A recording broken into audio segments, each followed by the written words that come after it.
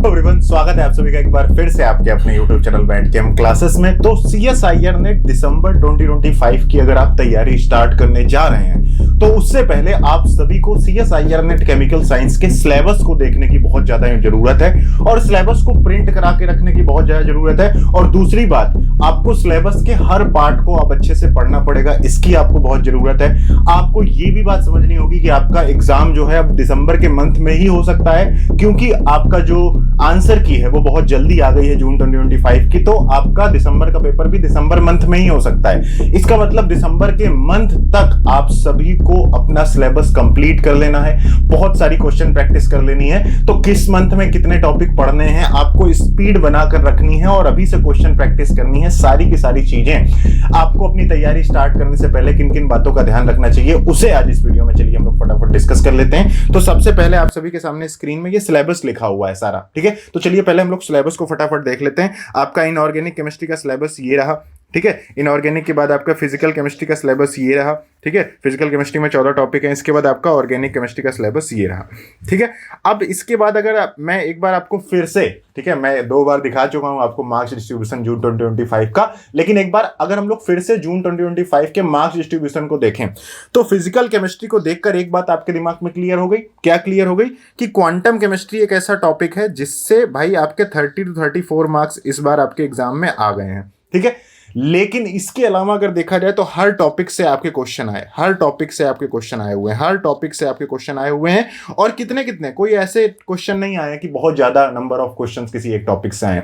मतलब सारे के सारे टॉपिक आपको फिजिकल केमिस्ट्री के कवर करने हैं। इस बात को आपको ध्यान में रखते हुए प्रिपरेशन करनी पड़ेगी। और जून 2025 का पेपर हर बार से इस बार अलग पता है क्या हुआ है?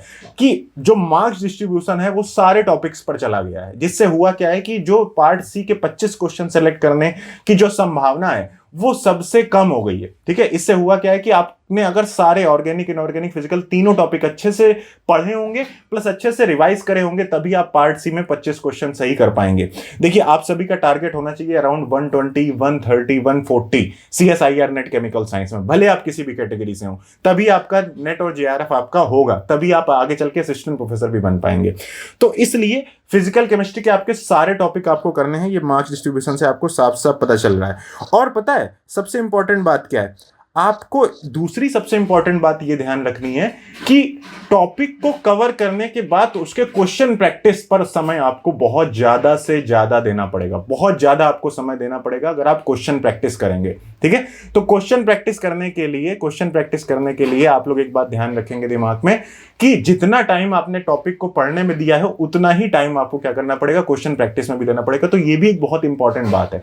तो इसका मतलब है आपके पास ज्यादा समय बचा नहीं है, इसीलिए मैं आज आपके साथ ये वीडियो लेकर आया हूं, ठीक है। अब मैं ऑफिस में हूं भी नहीं, लेकिन फिर भी मैं आप सभी के साथ जुड़ा हूं, जहां से भी कनेक्ट कर रहा हूं मैं आपको। इसके बाद इनऑर्गेनिक केमिस्ट्री की अगर बात करें तो इनऑर्गेनिक केमिस्ट्री में क्या हो गया ना, अब आपको क्वेश्चन प्रैक्टिस ज्यादा करनी पड़ेगी।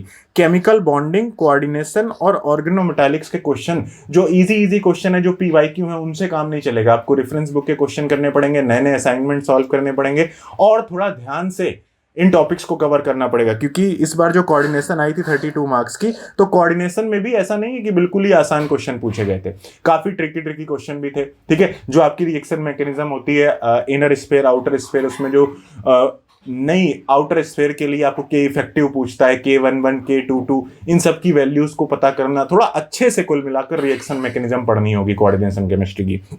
ऑर्गेनोमेटालिक्स के भी जितने आसान क्वेश्चन है वो तो हो गए, नए नए क्वेश्चन आपको ट्राई करने पड़ेंगे कि कैसे ये क्वेश्चन करने हैं। जो क्वेश्चन जून 2025 में पूछे गए हैं, दिसंबर 2024 में जो क्वेश्चन पूछे गए हैं और जून 2024 में जो क्वेश्चन पूछे गए हैं, उनको ध्यान से देखना पड़ेगा। तो इसलिए आपको क्वेश्चन प्रैक्टिस करने की बहुत जरूरत है। इसके बाद इनऑर्गेनिक स्पेक्ट्रोस्कोपी से भी देखिए क्वेश्चन पूछे गए हैं, तो इनऑर्गेनिक स्पेक्ट्रोस्कोपी हुई। कुल मिलाकर आपको सारे के सारे टॉपिक अच्छे से पढ़ने पड़ेंगे। और ये बात पता है सिर्फ और सिर्फ नेट के लिए एप्लीकेबल नहीं है। इसके बाद अगर आप असिस्टेंट प्रोफेसर का एग्जाम दोगे तो असिस्टेंट प्रोफेसर के एग्जाम में भी आपको सारे टॉपिक आते होंगे, तभी आप उसको क्लियर कर पाओगे। PGT का एग्जाम दोगे तब भी सारे टॉपिक आते होंगे, तभी उस एग्जाम को क्लियर कर पाओगे।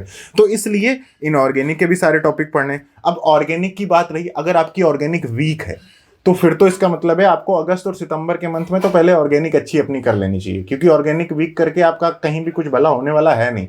तो ऑर्गेनिक पूरी पढ़नी पड़ेगी। ऑर्गेनिक में भी भाई सारे टॉपिक ही पढ़ने पड़ेंगे, ये समझ लो। और पता है दूसरी इंपॉर्टेंट बात क्या हो गई है? दूसरी इंपॉर्टेंट बात ये है, ये आपका मार्क्स डिस्ट्रीब्यूशन है, ठीक है। इसके बाद ये आपके सारे देखो क्वेश्चंस हैं कि सॉल्यूशन से भी क्वेश्चन पूछ ले रहा है, ठीक है। फंडामेंटल टॉपिक से भी क्वेश्चन पूछ रहा है, ठीक है। इसके बाद क्वांटम में फंडामेंटल टॉपिक से क्वेश्चन पूछ रहा है कि ट्रिपलेट स्टेट होती है तो उसमें जो उसका स्पिन पार्ट होता है उसमें क्या क्या फंक्शन होने चाहिए, अल्फा 1 बीटा 2 अल्फा 1, इस तरीके से पार्ट होने चाहिए। स्पिन पार्ट आपका सिमेट्रिक होना चाहिए, स्पेशियल पार्ट अनसिमेट्रिक होना चाहिए। ये फंडामेंटल कॉन्सेप्ट्स आपको पता होने चाहिए, ठीक है। इसके बाद आपका जीटा पोटेंशियल, सॉल्यूशन से भी आपका, कोलाइड से भी आपका क्वेश्चन पूछ रहा है, तो सरफेस से भी पूछ रहा है, कोलाइड से भी आपका क्वेश्चन पूछ रहा है, ठीक है। मॉलिक्यूलर स्पेक्ट्रोस्कोपी में आप सभी से, तो ये क्वेश्चन है जो मैंने आपको ऑलरेडी कई बार दिखाए हैं, इनको आप चाहना तो एक बार पॉज कर करके पढ़ लेना। देखो केमिकल बॉन्डिंग में आप क्वेश्चन कैसा पूछने लगा है, आपसे ग्राफ का क्वेश्चन पूछ रहा है। इसका मतलब क्या हो गया? इसका मतलब ये हो गया कि अगर मान लो आपके पास कौन कौन सा टाइम है, आपके पास अगस्त है, ठीक है, आपके पास सितंबर है, ठीक है, इसके बाद सितंबर के बाद अक्टूबर है, इसके बाद नवंबर है, ठीक है, इसके बाद दिसंबर भी, चलो अभी मान लेते हैं कि आपके पास दिसंबर का समय है।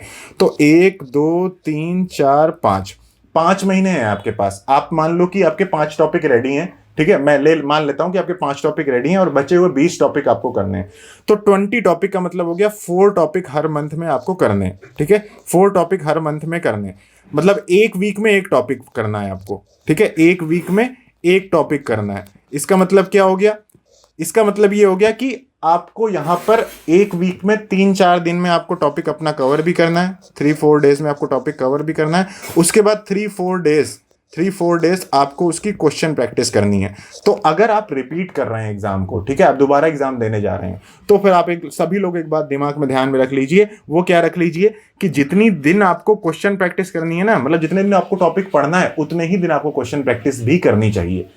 तो ये बहुत इंपॉर्टेंट बात है सिलेबस के बारे में, और पूरे सिलेबस को ध्यान से देखकर जाना है। ऐसा नहीं है कि सिर्फ मेन टॉपिक पढ़ के जाने, ठीक है। इनऑर्गेनिक में आपको भाई bonding, periodicity, acid base, main group, F block, coordination chemistry, organometallics, cage structures, bio inorganic और इनऑर्गेनिक स्पेक्ट्रोस्कोपी। तो बायो इनऑर्गेनिक हो गई, इनऑर्गेनिक स्पेक्ट्रोस्कोपी हो गई, मेन ग्रुप हो गई, ये सारे के सारे टॉपिक आपको अच्छे से कवर करके जाने हैं। ये बात दिमाग में रखना। ये मत सोचना कि बस बॉन्डिंग, कोऑर्डिनेशन और ऑर्गेनोमेटालिक्स पढ़नी है और उधर quantum, kinetics, electro, solid, surface, polymer, इतने से काम चल जाएगा। पूरी इनऑर्गेनिक, पूरी फिजिकल, पूरी ऑर्गेनिक कवर करनी है, ये बात ध्यान रखिए। सिलेबस को प्रिंट करा के रखिए, 1 बाय 1 टॉपिक को टिक करिए।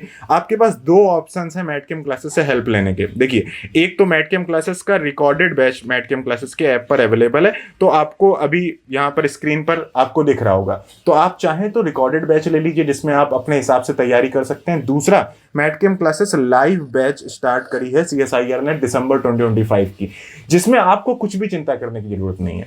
हम अपने मन से लाइव क्लासेस में कम से कम समय में आपको सिलेबस को कवर कराकर और ज्यादा से ज्यादा क्वेश्चन प्रैक्टिस इस बार लाइव क्लासेस में कराने वाले हैं। तो हमारी लाइव क्लासेस इस तरीके से ही होने वाली हैं, जैसे मान लो मैंने केमिकल बॉन्डिंग 15 लेक्चर में कराई है रिकॉर्डेड लेक्चर्स में, तो मैं लाइव क्लासेस में क्या करूंगा, 15 लेक्चर में मैं लाइव क्लासेस में समझ लो कि 15 लेक्चर कराऊंगा मैं, 15 लाइव में भी 15 कराऊंगा, बट वो जो 15 क्वेश्चन लेक्चर्स होंगे उसमें समझ लो कि, और जो रिकॉर्डेड लेक्चर्स है ना उसमें तो मैंने 15 लेक्चर में क्वेश्चन कराया ही नहीं है लेकिन लाइव वाले 15 लेक्चर्स में मैं इतने क्वेश्चन कराऊंगा और नए नए असाइनमेंट बनाऊंगा, एग्जाम के अकॉर्डिंग बनाऊंगा। तो इसलिए लाइव बैच आप सभी के लिए ऐसा है कि जिसमें आपको कुछ भी सोचने की जरूरत नहीं है। उसकी फीस आपकी अराउंड 10-11 हज़ार रुपये है, बट आई थिंक आज रात को आपका रक्षाबंधन का ऑफर आ जाएगा, तो आपका 8,999 का लाइव बैच आपको मिल जाएगा और रिकॉर्डेड बैच आपको 4,999 में वापस मिल जाएगा ऑफर में, ठीक है। तो उन दोनों में से कोई एक बैच ज्वाइन कर लो, अपना सिलेबस प्रिंट करा लो, अपने मन से पढ़ना हो तो रिकॉर्डेड बैच ज्वाइन कर लो, और अगर हमारे साथ पढ़ना हो, लाइव क्लासेस के थ्रू पढ़ना हो, तो फिर आप लोग क्या करो, अपना ये स्टार्ट कर दो, मतलब लाइव बैच ज्वाइन कर लो, उसमें टेंशन लेने की कोई ज़रूरत नहीं है। तो ये भाई सारी की सारी बातें हैं, मुझे लगा कि आप लोग अपनी तैयारी स्टार्ट करें, उससे पहले मुझे आपके साथ ये सारी की सारी चीज़ें शेयर कर देनी चाहिए जो मैंने शेयर कर दी हैं। Wishing you all the very best. आप लोग ये बात दिमाग में रखिए कि आपके पास टाइम बहुत कम है, पूरा मन लगाकर अच्छे से पढ़ाई करिए। Wishing you all the very best for your upcoming CSIR net chemical science exam. Thank you so much guys for watching this video. ऐसे ही इंपॉर्टेंट वीडियोस को देखने के लिए चैनल को सब्सक्राइब करके बेल आइकन दबा दीजिए, और हाँ, ये वीडियो अच्छी लगी हो तो इसको लाइक करके जाना। Thank you so much guys, once again, bye bye.